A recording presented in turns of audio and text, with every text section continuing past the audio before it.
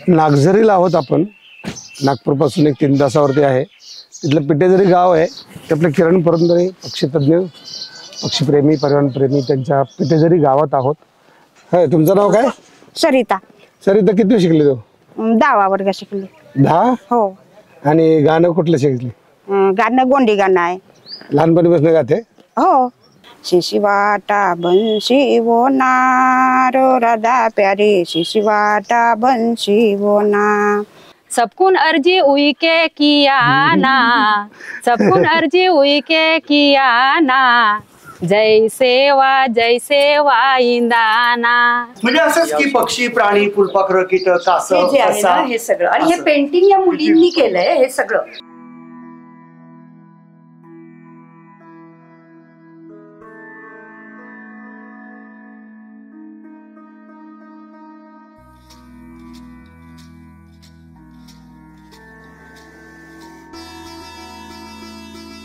नमस्कार. आपण सगळेजण छान सफारीला जात आहोत. पानझड झालेली आहे. जंगलामध्ये अनेक गोष्टी आपल्याला बघायला मिळणार आहेत. वेगवेगळ्या पक्ष्यांचे आवाज ऐकू येत आहेत. वेगवेगळे प्राणी दिसतील, वाटा दिसतील आणि वाटांवरती प्राण्यांच्या पायांचे ठसे पण दिसतील. काही ठिकाणी झाडांवरती ओरखडल्याच्या खुणा दिसतील. असं हे जंगल वाचायला आज आपण बाहेर पडलेलो आहोत.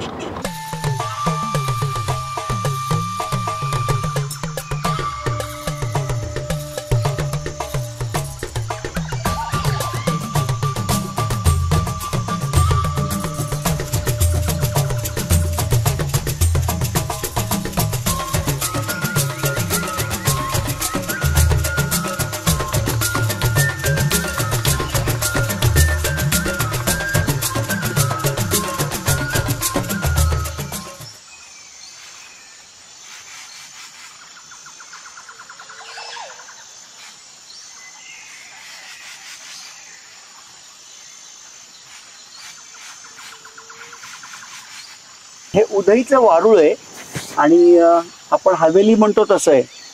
जेवढं वरती दिसतं त्याच्या दुप्पट खोल असतं, खाली असतं. आणि ग्रॅन्युल्स म्हणजे अगदी बारीक बारीक मातीचे कण हे गोळा करून त्याच्यामध्ये लाळ मिसळून आपण चिऱ्यावर चिरा, दगडावर दगड, विटेवर वीट जशी रचतो तसे ते रचत रचत वरती आलेले असतात. आणि या ज्या धारा दिसतात 1, 2, 3 त्याला पण एक खूप महत्त्व आहे.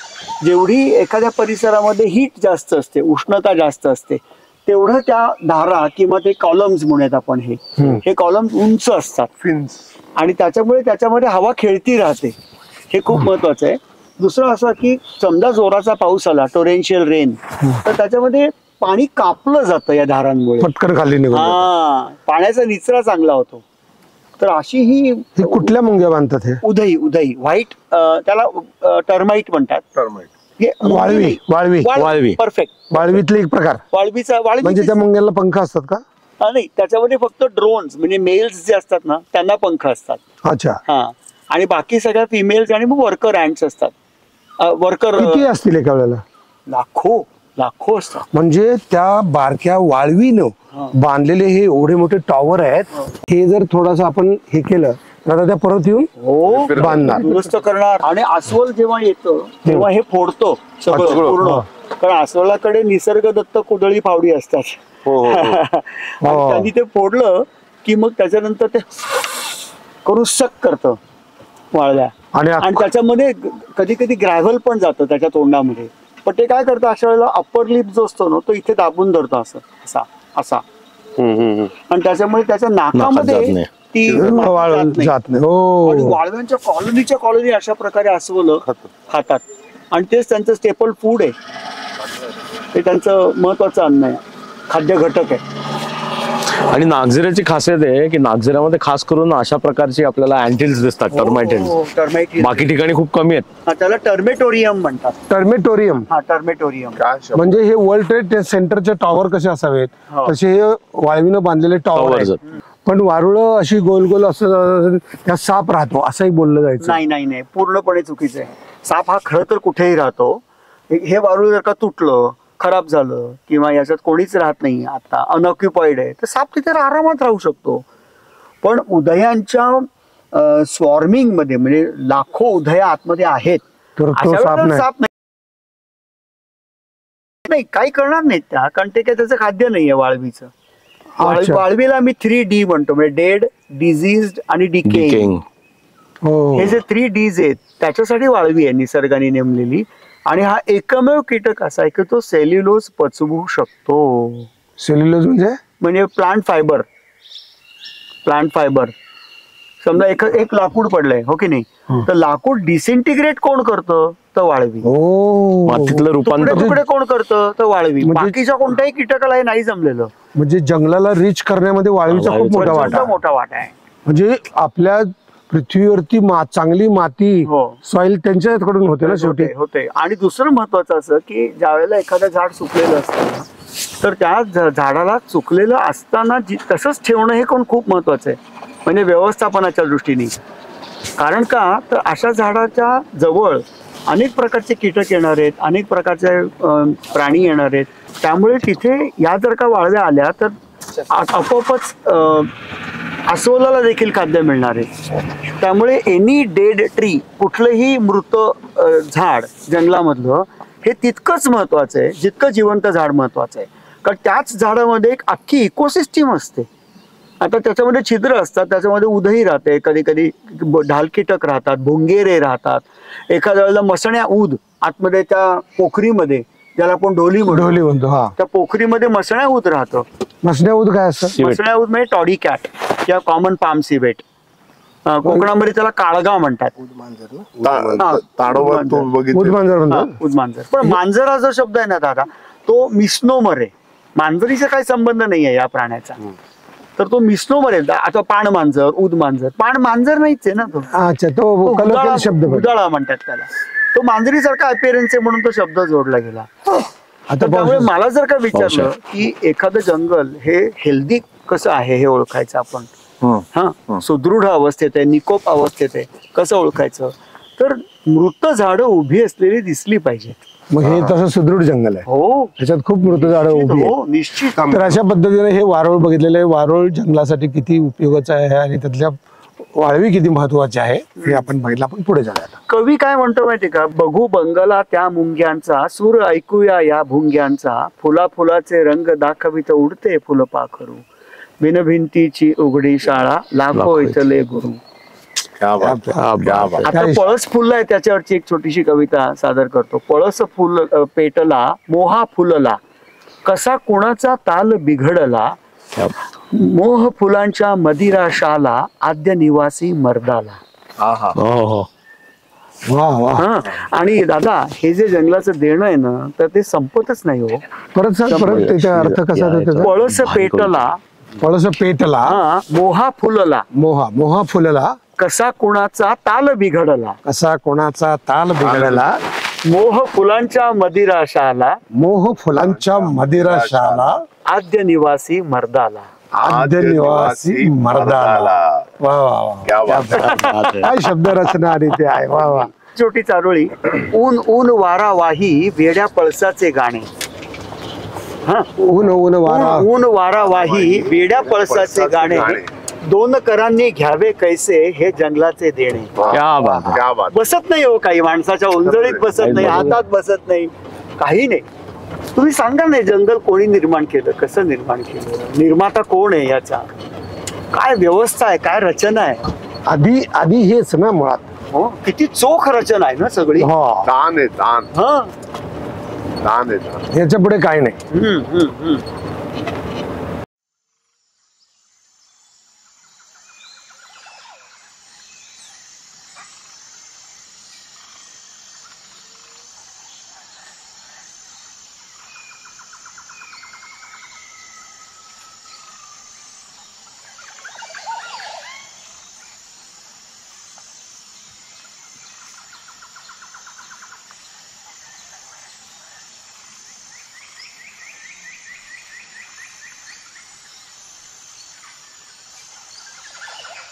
धनेश नावाचा जो पक्षी आहे, तो जेव्हा झाडाची फळं खातो तेव्हा त्याच्या बिया त्याच्या पचन मार्गातून खाली पडतात, त्याच्यातून नवीन रोपं तयार होतात. जंगलामध्ये ही निर्मिती कोण करत असतं? पक्षी करतात, प्राणी करतात, खारुताई. वारा करतो, खारुताई करते. आणि किती लांबपर्यंत जातात बिया? मातृवृक्षापासून 40 किलोमीटर दूरपर्यंत बर. हे डिस्पर्सल आपण करू शकतो का कृत्रिमरित्या? नाही. त्यामुळे त्यांना हॅट्स ऑफ आहे. हे दादा ते कुठलं झाड आहे रे? ही मधली झाडं जी आहे त्याचं नाव काय? कुरिया म्हणजे काय? सूर्या. सूर्या म्हणजे त्याचं काय? सांगतो ना त्याचं नवीन वैशिष्ट्य. नाव, नवीन- त्याची जी शेंग आहे ना हा. ती बुमरँग सारखी दिसते. बर. हा आणि ती झाडावरती पिकली शेंग की तडकते, फुटते आणि सगळीकडे बिया उधळल्या जातात. हा. बर. तर ती हातात जर का घेतली तर ती सुरी सारखी दिसते म्हणून सूर्या. अरे त्याच्यावर अच्छा आम्ही सूर्या समजतोय. हा. नाही, सूर्या. सूर्या हा. चाकू सूर्या.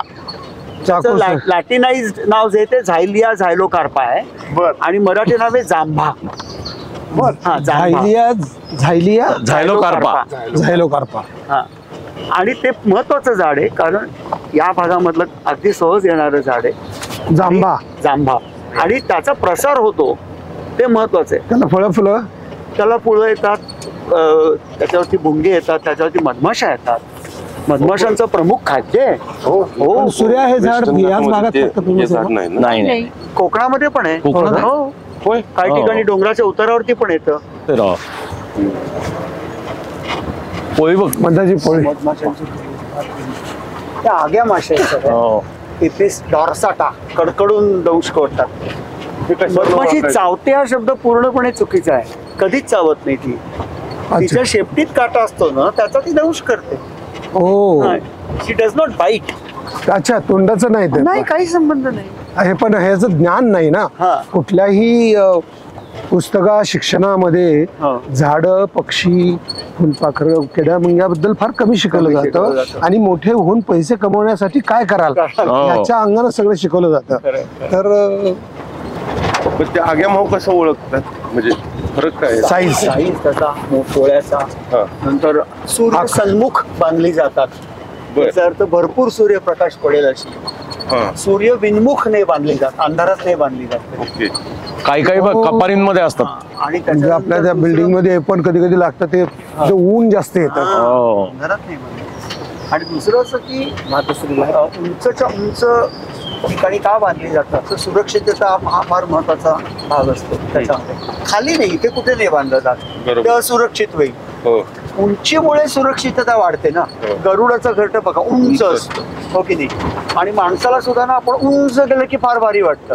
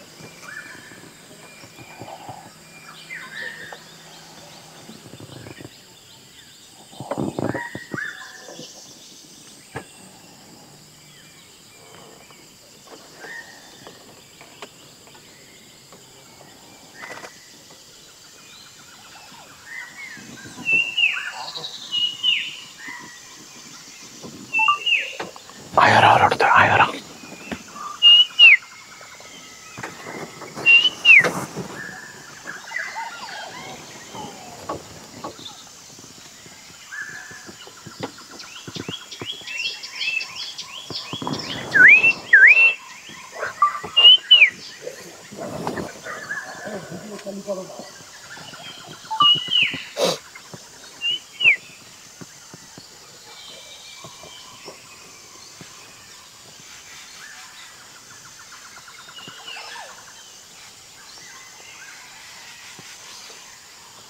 खातो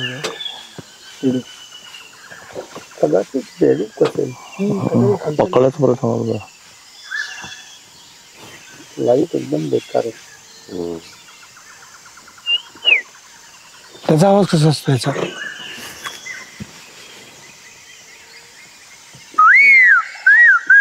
हे पकडला काहीतरी. बेडूक बेडूक पकडला. बेडूकच आहे. बेडूक पकडला.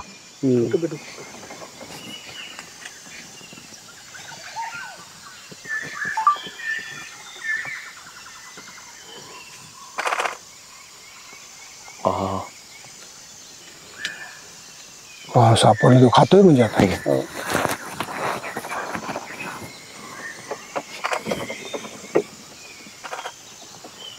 दिलीप पोस्ट केलं.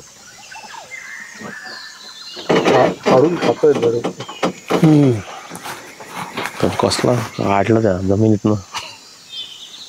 त्यांनी घेतले स्वच्छ तर उडल बघे उडला. एक नंबर. आला दुसरा. तो बघ आला. तू दुसरा आहे. तू तर लय देखना आहे. हे त्याचा कुठला रे? हा सरपंच निघालच. सरपंच निघालच आहे. त्याला पास करेल का? पहिला फीड करत असेल ना. मीटिंग पेर असेल.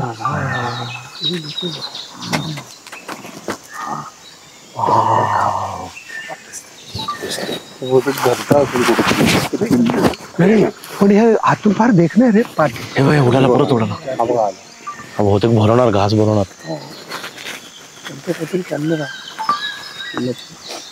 त्याला आतून डिझाईन खूप चांगलं आहे रे.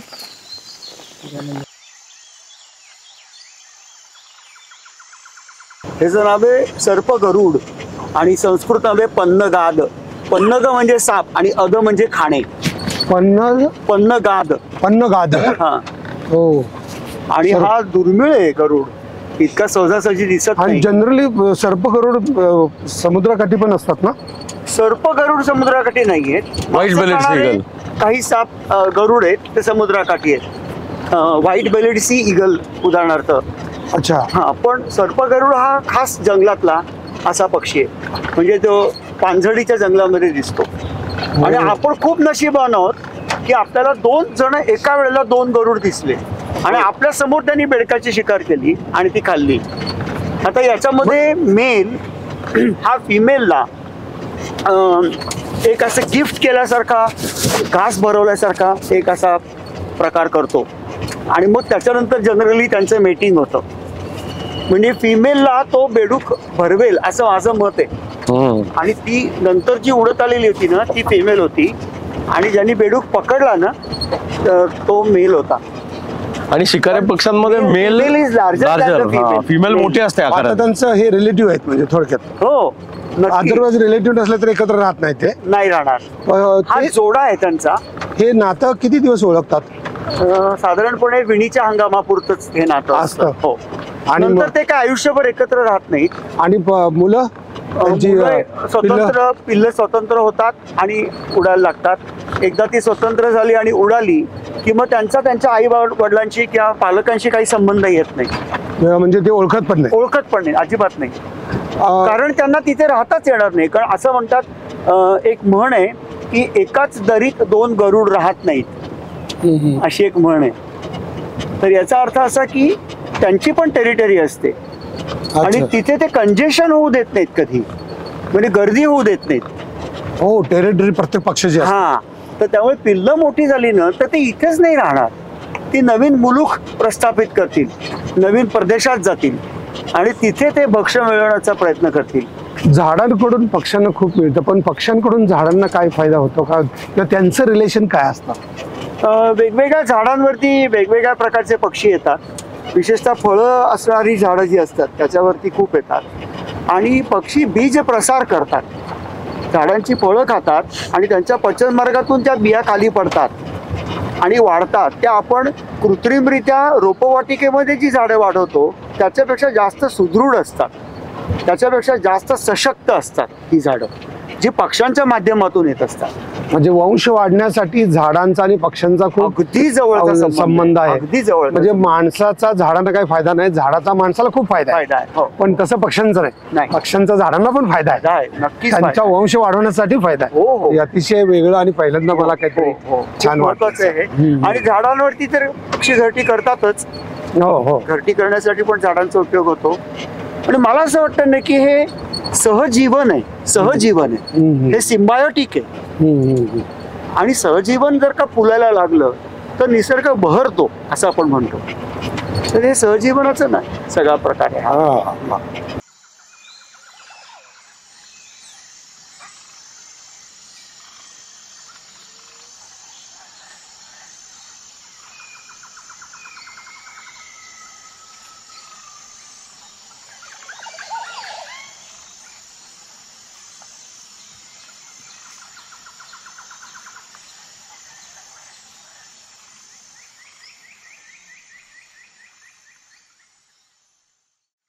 सातभाई हा जंगलाच्या बाहेर दिसतो आणि जनरली ते 7 असतात असा अंदाज आहे, पण ते काही खरं नाही आहे. शास्त्र काय सांगतं ते सांगतो. 7 पासून 20-22 पर्यंत कितीही मोठा थवा असू शकतो. तर या थव्याच्या मागचं प्रिन्सिपल काय आहे त्याला इंग्लिशमध्ये म्हणतात सिक्युरिटी इन नंबर्स. जेवढं संख्याबळ जास्त असतं तेवढी निर्भयता वाढते थव्यातली. हो. हा हा म्हणजे एकीचं बळ. एकीचं बळ. फोन करून सांगू ना. थांबा थांबा एक मिनिट सांबर थांबा जरा त्याचं आपण नेचर बघूया. म्हणजे असं गोल असतात. पॅराबोला म्हणजे काय तर आवाज रिसीव्ह करण्यासाठी अशी जी छत्री वापरतात ना त्याला पॅराबोला म्हणतात. या सांबराचे जे कान आहेत ना ते पॅराबोला सारखे असतात, म्हणजे असे गोल असतात आणि त्याच्यामुळे आवाज घेणं हे त्याला खूप सोपं जातं. त्यामुळे ज्या दिशेला त्याला बघायचं असतं ना त्या दिशेला बघून तो कान उभारतो आणि कान उभारल्यामुळे आवाज चांगला ऐकू येतो. त्याला अगदी बारीक आवाज सुद्धा त्याला सहज ऐकू येतो. हे त्याचं वैशिष्ट्य आहे त्या कानाचं. त्याची जी गोलाई आहे कानाची आणि कानाची जी खोली आहे ती अत्यंत आयडियल आहे जंगलातल्या राहण्यासाठी, कारण त्याला कानावर अवलंबून राहावं लागतं. पाचोळ्यामध्ये जरा जरी कुठे खुसफुस झाली, एखादा प्राणी आला तर त्याला ते कळतं आवाज ऐकल्यामुळे. त्यामुळे तो अधूनमधून कान उभारतो आणि आवाज घेतो. आपण म्हणतो ना आवाज घेतो तसं. तर आपल्याकडे खेड्यापाड्यामध्ये बघा कधी कधी एकमेकांना आवाज देतात ना तेव्हा असा हात धरतात असा. काय म्हणलं रे बाळ्या तू, हे बाळ्या काय म्हणला. हा हे जे आहे ना हे ते का करतो आपण, तो काय म्हणतोय ते आपल्याला नीट ऐकू यावं म्हणून आपण तसं करतो. तर तेच या सांबराकडनं घेण्यासारखं आहे. म्हणून मला नेहमी वाटतं की जंगलामध्ये जेव्हा आपण जातो ना तेव्हा असे कान करावे असे, आणि आपल्याला जे कान आहेत ते एक्सटेंड करावे. आपल्याला आपलं बोलणं चांगलं ऐकू येतं आणि जंगलातले आवाज पण खूप छान ऐकू. Raw material. त्यामुळे एक साधी कल्पना आहे की आपल्या कानाला बाहेरच्या बाजूनी हे असं आपले हात जोडले आणि ते एकत्र बोटं जोडली की एक पॅराबोला तयार होतो आणि तिथे आपला आवाज अतिशय स्पष्ट ऐकू येतो आपल्याला. बरं का. जंगलची वाट 7 मोडीचा हो घाट, झाड झाडोरा अफाट म्हणजे वाघाशीचं गाठ. जंगलची वाट वन मयुराचा थाट, बिबट्याची पाय वाट भड्या पळे धुमत काठ. जंगलची वाट वर पाऊस धोंधाट, धुई पसरे कोंदाट, माझी हरवली वाट, माझी हरवली वाट. क्या बात है.